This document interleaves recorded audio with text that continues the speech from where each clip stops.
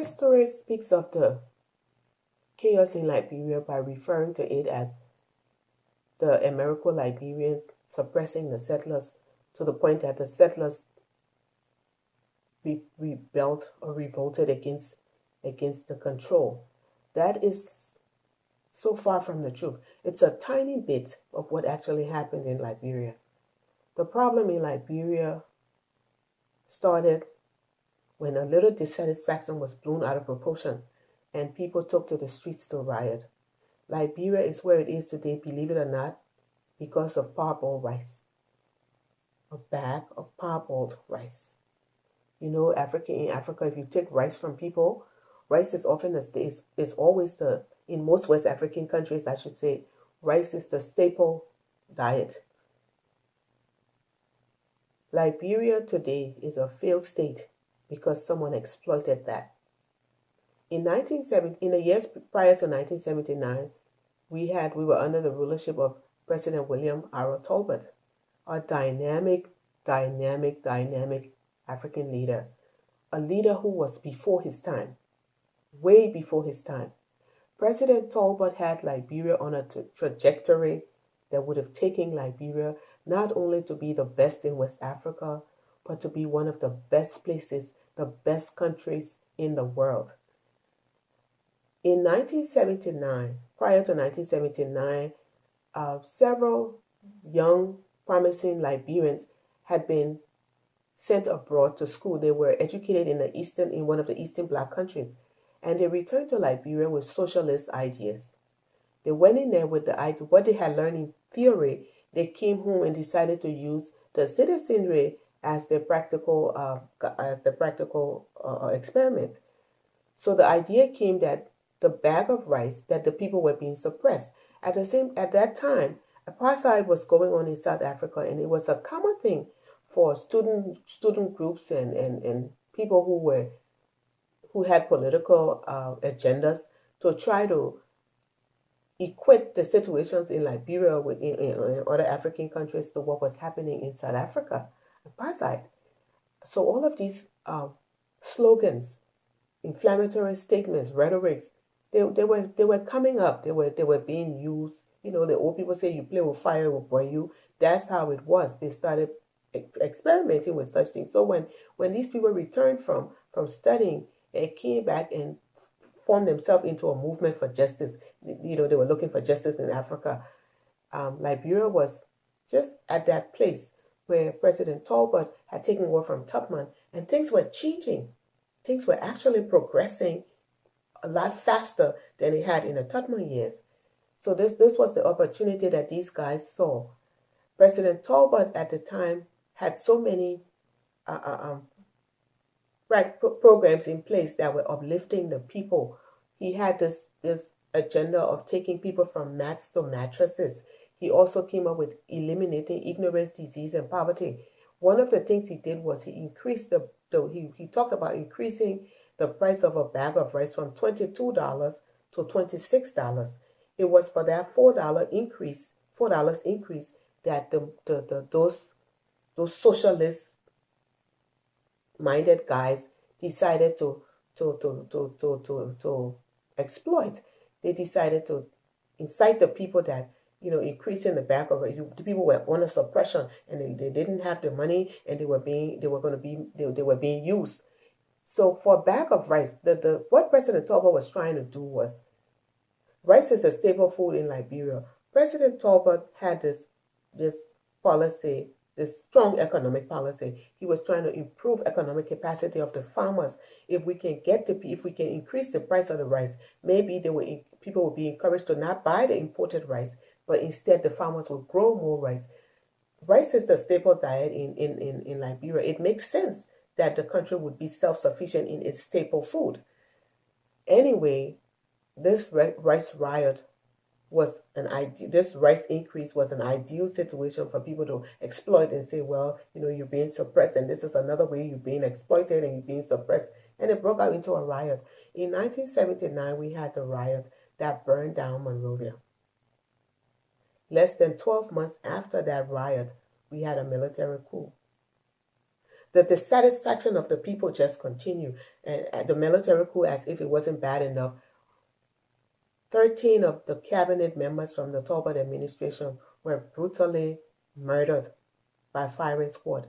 That was the economic, those were the men that were steering the ship of the country. And we would, of course, you all know the story, we would get a military dictator, we would get a military leader who would eventually make himself president, and he would rule Liberia for several years until another disgruntled person who once worked with him would come and stage or start a civil war. He would start from in the hinterland and he would come into the country. Liberia would be overnight dismantled. Liberia would face atrocities and horrors and a kind of strife and conflict that this country had never ever thought possible, much more happening in our country. So it's been 36 years, 37 years since the rice riot, 36 years since the military coup. Liberia today is a failed state. Why did Liberia start? Liberia started to go down because of rioting. Sometimes revolutions are not the way. It's difficult for things to evolve to get to where they need to go.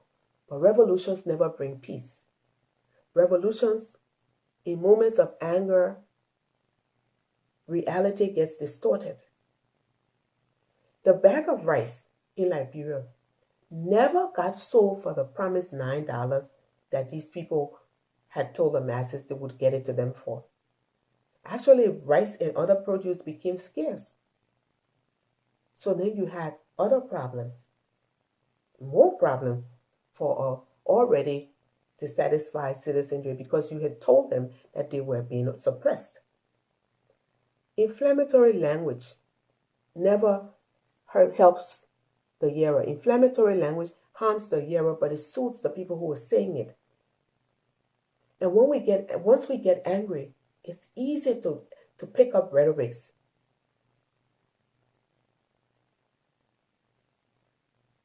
In Liberia,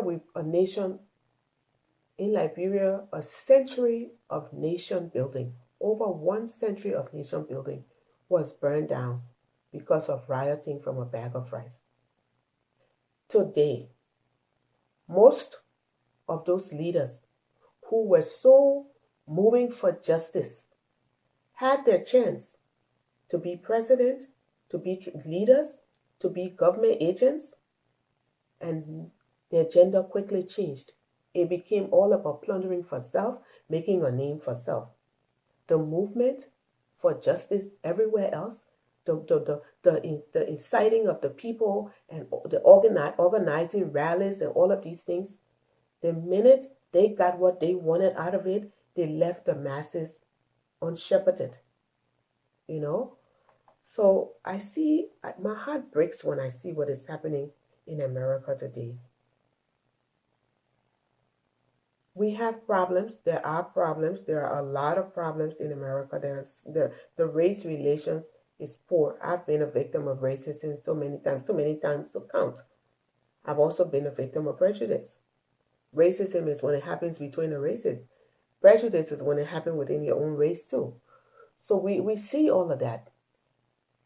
There has to be a dialogue. There has to be conversations. This is the great United States of America. This is where law and order takes its name from.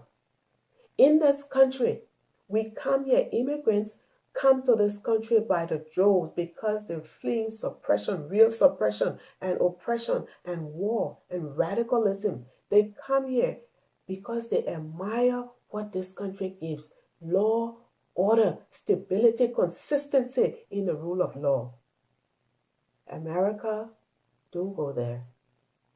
Let us not let lawlessness become the way of tomorrow.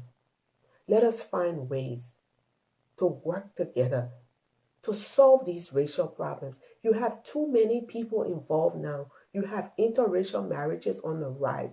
You have children growing up together. They don't know the difference until a parent tells you that this child is different. is just a friend to you.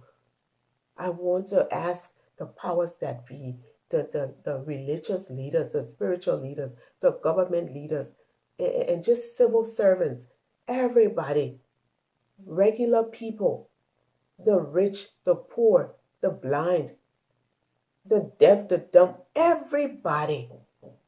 Let's force dialogue. Let's come together. This thing is spiritual. This is spiritual warfare. America, you can't go there. Let's not go there.